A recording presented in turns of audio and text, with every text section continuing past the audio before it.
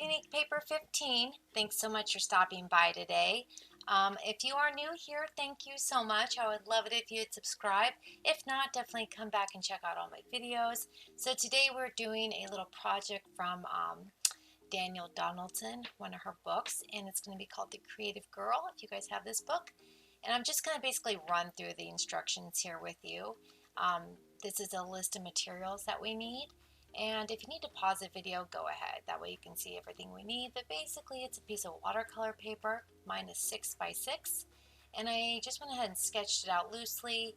Used my favorite Faber-Castell dust-free vinyl eraser. Love that eraser.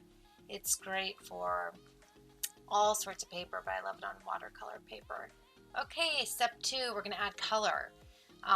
You really want this to be loose and blendy, as you can see from the pictures. It's saying use warm colors, let them blend together, etc., etc. I have chosen the Jane Davenport line, and I'm picking 3 of my watercolor brushes, 3 different types of sizes and points. And I'm just going to start going in with one of my warmer yellows and let it just play around there. And then I'm going to pick another color, like a warm color, like a rusty type of orange, and just let those blend. I have no plan here whatsoever. I was just playing and threw on the recorder. This blue I'm about to grab, I love this blue. It's one of those deep blues, but yet you never know how it's going to actually turn out. Those type of colors that you add, and it's like, is it dark blue, is it light blue, is it gray blue? It's really neat how it kind of morphs into whatever you're making. So again, I'm just slopping on some color here. This is really thick watercolor paper, so it can definitely take a beating. I'm coming back with some bright red just to really put some contrast in here. But in the end, I don't want any one color to hold the focus because I want it to be completely blended and washed out. This is a different yellow. This is more of, let's see, like a banana yellow, really, really soft kind of yellow. And now I'm going to go back in with the red. So you can see I'm just layering these. This one was actually, I think, more of a magenta. Now back in with the warm yellow. So you can see what I'm doing here. I'm layering them. I'm drying it, so whatever kind of absorbs. And that's kind of what I'm doing here. So I'm sure you guys get the drift. You can pick any colors you want, and here we go with that blue again. Love the way it looks. And the way that blue helps is it seeps out to the edges, and it almost like outlines your image. You'll see, it'll find the edges, and I'm kind of helping it along there, but you'll get my drift, because after I dry it up a little bit, the dark stays on the edge. See? It looks nice. It gives it a little bit of shadow and depth. So I'm just going crazy with these yellows. I just cannot find the shade I want. There, it's dry. I'm showing you I have a little ramekin and a salt there. And I'm going to go back in and kind of reactivate it now that I know I have the base yellow that I want. It took me so long to get that base yellow. And I'm going to go back in with some of the pink that's actually called Best Friend. And now I'm going to hit it with the salt just to see what it does. I wanted to give that real grainy look, and that is part of the instructions, by the way, from the material list, is to do the salt. So this wasn't my idea. So again, I'm going ham with the yellow because I just can't stop. I don't know what is up with me with this yellow, but here I go again. I apparently am really crazy about the yellow. I don't know why I did that, but in the end, it looks nice. So maybe I was onto something. All right, now I'm going to just stretch the color out. I want it to blend everywhere and kind of just, I don't know, find its own pathway, if you will. And not, so it doesn't look so pink. So it looks like that sunset yellow kind of deal. So I'm almost done. I'm getting the look that I want. And there. All right. So now it's all stretched out. I'm going to show you close up. The salt is still in there. I really like the way that came out. Look at that. Sorry for the glare, guys. I don't have my studio lights in my new room yet. I just have like a ceiling fan with lights. Alright, time for the hair. I'm adding the green. And this is kind of like an emerald green. And then I'm going to go in with almost like a sky blue so I can get somewhat of a lighter green. Now I'm going to go into this beautiful like metallic light green. It's so pretty. I'm showing you that. Sorry if that was a little too fast there. It's just there's a lot of painting. We got to get through this video. So now I'm just trying to blend that metallic glittery with the solid paint. And it looks so pretty.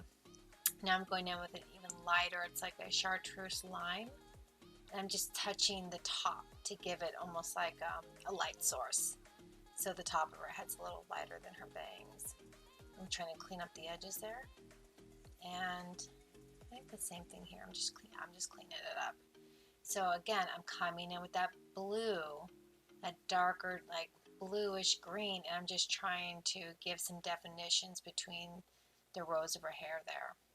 Look at that green shine, you guys. It's so pretty. All right, so now I've got some black and I've watered it down to get a really light, like gray for a shadow, hitting her at the bottom of her neck, her hairline, of course. I just want it to be very, very subtle because the paper's so stark white, and I should have started off with maybe like an off-white, but anyway, here we are. So I just added some shadows everywhere that, you know, she may have cast a shadow, and also just to give some contrast because this is a white face on a white background. And so I'm also just hitting the little like ruffles on her dress and her legs. So basically just shadowing her whole entire body. Now we're going to work on the legs. I wanted to just kind of straighten them up a little bit. I didn't like the way they looked, so I'm going to futz with them a little bit. And then I get to I don't know, a variation I like. Now I'm giving her like striped pantyhose, tights. And then I'm going to go in with that purple. It's like an iridescent. It's so pretty. That's like one of the same paints that is in that green family. It's so, so pretty. I mean, look at the top of her hair. Like you can see it's just shining. And we use so little. So now I'm adding some flat purple, which I call solid. And we also have the shimmer purple in there. So I'm also adding that light purple to her cheeks because I want to give her some shine. You'll see I add pink. There you go. There's the pink. But that pink mixed with that really light purple, it comes out in such a nice way. You'll see once we get closer to the end. But it's actually really nice.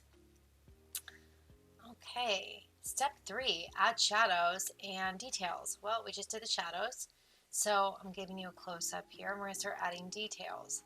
Just little like sprigs of hair, or you know, like unruly hair coming out of certain areas.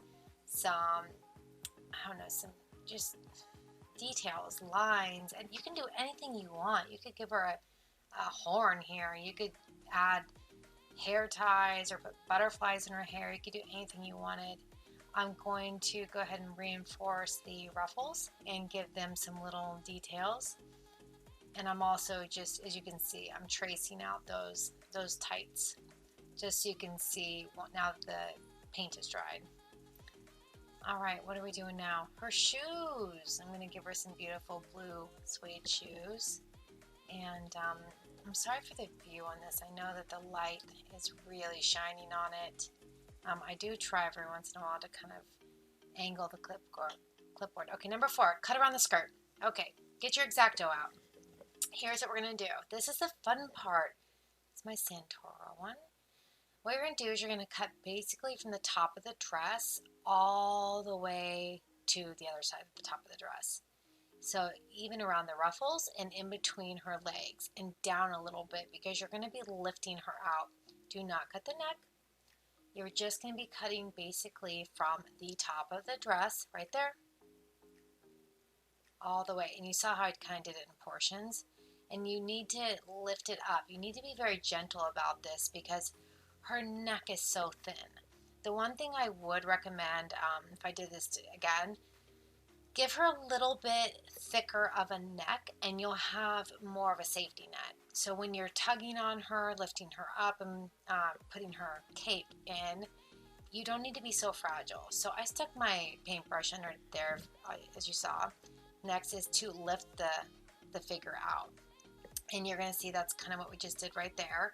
So the next one is to the fabric. This is going to be measure. Yeah, you need to measure between the top and the bottom so that you can know what size cape you need, and then cut the paper and the fabric.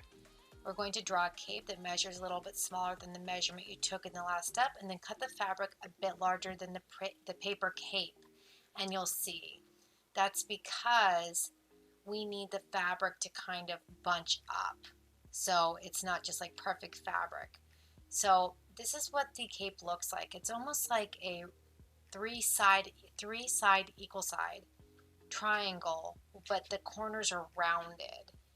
So here I'm showing you basically what they're wanting. But if you need to pause the book at any time, go ahead. So what I do is I go ahead and follow the instructions. I put the ruler, I need a little more slit here. See what I mean? You have to be so fragile with that neck. So I'm measuring from the top all the way to the bottom of the cape. And I believe it came out to, was it 5 centimeters? Yeah, 5 centimeters or 2 inches. So that was my length. So I make my cape a perfect 2-inch triangle. There you go. And it's done. So I took some scrap fabric and I sewed it on that cape, the paper, because the paper needs to be a little bigger. And I bunched up the fabric. You see, it's nothing fancy. I just took it over to my sewing machine and, sewed it on. I did some fun stitching. Here, I'm just taking my brush and brushing off any of the salt residue that was left on there. Number 9, final details. We're going to put the cape under there, and we're going to thread a section of thread, baker's twine, whatever you want, to fix that cape to her. So I'm grabbing just thread with any color. It didn't matter to me. And I was thinking, how am I going to do this? So I just ran it through to tie a knot. You'll see. I do it here again. I run it through again. Now I just literally slide it under and tie a little knot. Those water brushes, they really help, or a pencil, just to hold that body up. I'm going to bring you in here so you can see. This was a fussy part for me. So just tie that kind of like loosely around her neck, if you will, because we're going to go in with a prettier ribbon as well. I just wanted to have something that actually like fixed it to her before we came in with the pretty elements. So here we're going to come in with the purple lavenderish ribbon because I thought it looked nice with her green hair and her yellow dress and her blue shoes. So just a nice little bow. And of course this does not have function because it's not sewn to the cape. I just wanted to give it a little bit of zhuzh. Alright, so I'm going to go ahead and kind of excuse me, like try to curl the fabric ribbon a little bit so it doesn't look so perfect. And that's what I ended up with. Okay, so we got the ribbon on. Now we're going to just add some little embellishments, and that is one of these steps that we're going to discuss. So if you happen to have little like splats of paint, great. That's perfect because you want to turn, that's what I'm doing right there. Every one of my little splats of paint, I'm drawing a circle around, turn it into a bumblebee or a flower or something. So, have fun. This is your time to be creative. Make flowers or bugs that don't exist. Draw shapes. There is no rhyme or reason to what I'm doing. You guys are watching me, like raw footage. I'm just drawing random stuff, butterflies that, there you go. That's not a perfect butterfly, but it's okay. It came out cute just the same. I'm coming in with one of my Jane Davenport ink cartridge pens, and this is like a magenta type of ink that I have in there right now. And I'm just outlining not everything, but a lot. Now I'm coming in with a light memento pink, and I'm just coloring a few things. Like I gave the butterfly wings dots. This is one of my white gel pens. by Art and Fly, if you guys know who they are. I really like their products. I gave her some eyelids, however, I did nothing with that after that. So I'm just adding, you know, a little break in the top from the bottom, and then little highlights on the ruffles and on the tights. Kind of everywhere that you would normally put highlights. And then I come in, I believe, yeah, with like Zig Clean Color, the purple, just to kind of pick up that ribbon around her cape. And oh yeah, I forgot about the bumblebees. Yeah. So I've put, let's see, paint, pen, I put some marker, watercolor, and pencil. So this is definitely a mixed media project. So I'm coming in with this like tealish green. And I'm doing the leaves, the flowers. And now I'm just gonna kind of wrap that up.